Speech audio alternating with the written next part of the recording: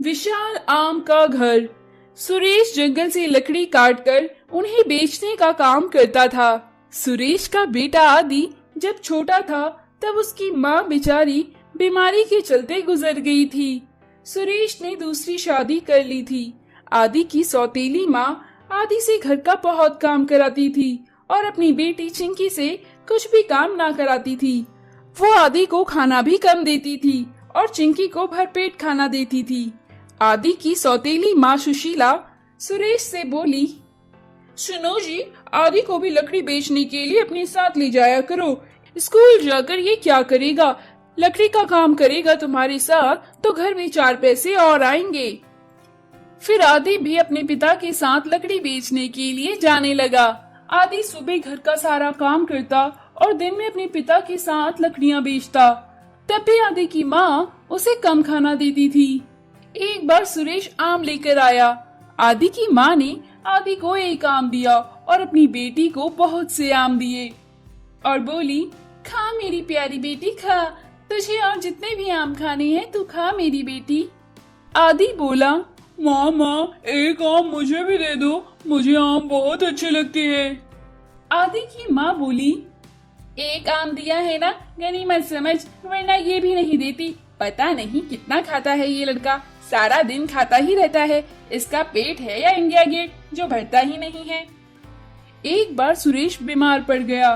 सुरेश बिस्तर से उठ भी नहीं पा रहा था। सुरेश की बीवी बोली, हाय हाय, अब क्या होगा? घर में खाना कहाँ से आएगा? मैं तो ये सारा सामान लेकर अपने भाई के वहाँ चली जाऊंगी। तुम पड़े रहो बिस्तर में, घर में खाना कहाँ से आएगा? आदि बोला, माँ मैं जाऊंगा लकड़ी काटने और बेचने, आप हमें छोड़कर मत जाओ, हम अकेले हो जाएंगे। सुरेश बोला, नहीं बेटा, अभी तुम छोटे हो। सुशीला बोली, अरे छोटा है तो क्या, मजबूरी है तो लकड़ी काट कर बेचने का काम अगर ये कर लेगा तो घर में कुछ पैसे ही आएंगे। वैसे भी ये क्या करता है, सारा दिन घर में खेलता ही रहता है। उसके बाद से आदि लकड़ी काटने और बेचने जाया करता था। तब भी सुशीला आदि के साथ बदसलूकी करती थी। वो आदि को बिल्कुल भी अच्छा नहीं मानती थी। आदि से सारे पैसे लेकर उसे खाना भी कम देती थी। आदि बेचारा दिन रात मेहनत करता था और रात को उसे भरपेट खाना भी नहीं मिलता था। आदि की माँ जब आम लेकर आती तो आदि को एक भी आम ना देती थी और आदि की माँ की बेटी चिंकी आम चिड़ा चिड़ा कर खाती थी। आदि को बिल्कुल भी अच्छा नहीं लगता था। एक दिन उदास आदि जंगल में दूर निकल गया। उसे दूर एक सूखे मैदान में आम का पेड़ दिखाई दिया। आम का पेड़ देखकर आदि बहुत खुश हो गया। आदि जैसे ही आम तोड़ने गया तो वो पेड़ और आगे हो गया। इस तरीके से आदि जैसे ही आम के पेड़ के पास जाता, आम का पेड़ और दूर हो जाता। अब आदि समझ चुका था कि ये एक मायावी आम का पेड़ है। आदि रोने लगा कि उसे आम खाने को नहीं मिलेंगे। तभी आम के पेड़ में से आवाज आई, बेटा आदि, तुम्हें क्या चाहिए? तुम क्यों रो रहे हो?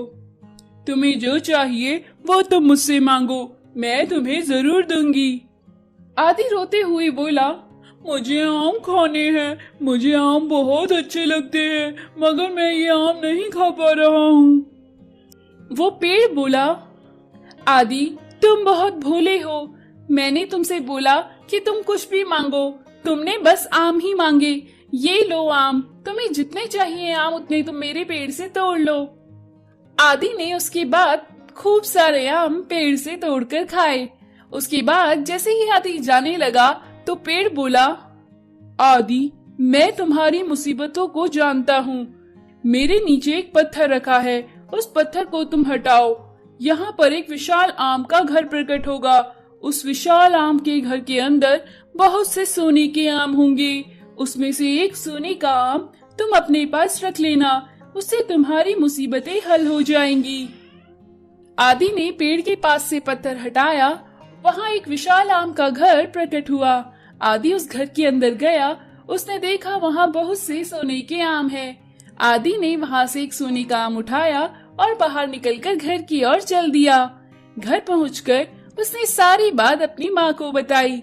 आदि की माँ आदि को पीटते हुए बोली, क्यों रे नालायक, अगर वहाँ बहुत से सोने के आम थे तो सारे सोने के आम उठा के लेकर आता ना, बस एक ही आम उठा कर लाया।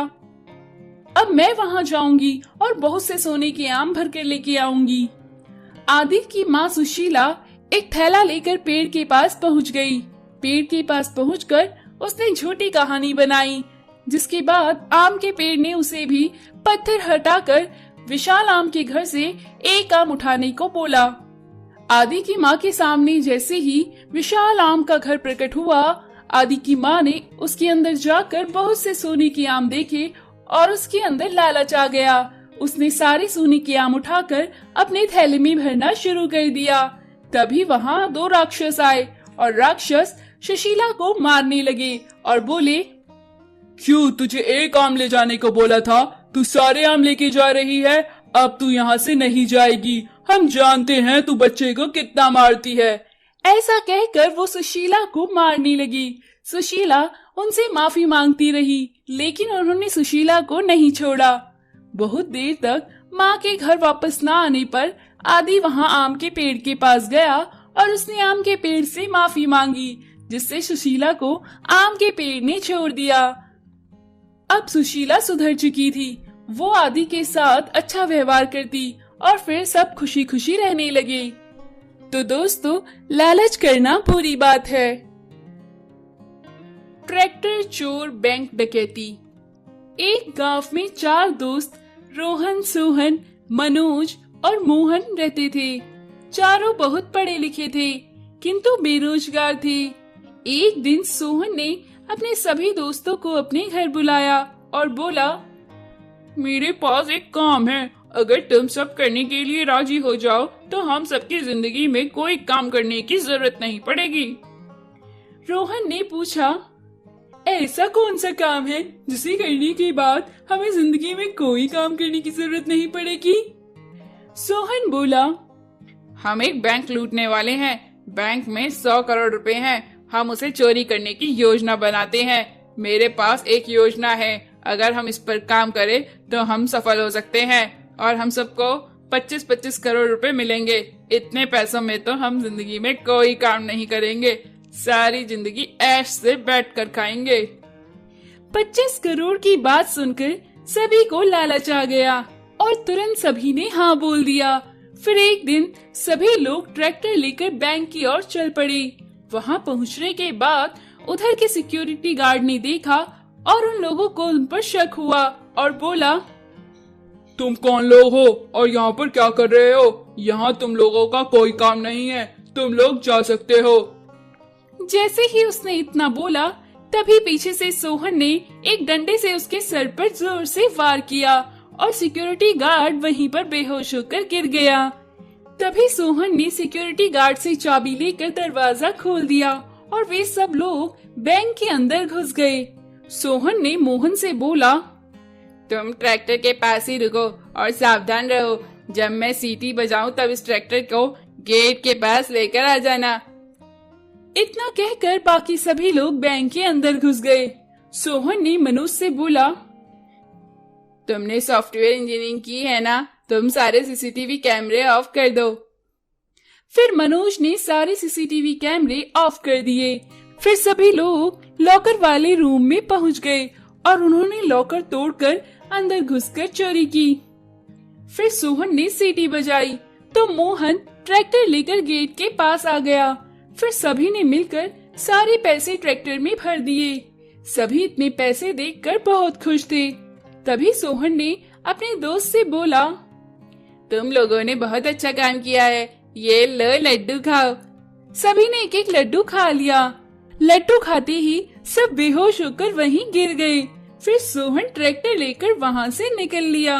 सोहन ट्रैक्टर बहुत तेज चला रहा था और हवा भी तेज चल रही थी, जिससे उसके सारे पैसे तेज हवा में उड़ गए।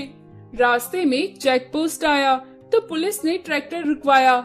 सोहन से पूछा, ये खाली ट्रैक्टर लेकर इतनी तेज में कहाँ जा रहे हो? सोहन को बड़ा आश्चर्य हुआ। फिर उसने ट्रैक्टर से उतरकर ट्रॉली में देखा तो उसमें एक भी पैसे नहीं थे। सोहन एकदम सदमे में होकर गिर पड़ा और वहीं बेहोश हो गया। वहीं दूसरी तरफ जब उसके दोस्तों को होश आया तो उनको पुलिस पकड़ के ले गई और साथ में सोहन को भी पकड़ लिया। तो दोस्तों, हमें हर काम ईमानदारी से ही करना चाहिए।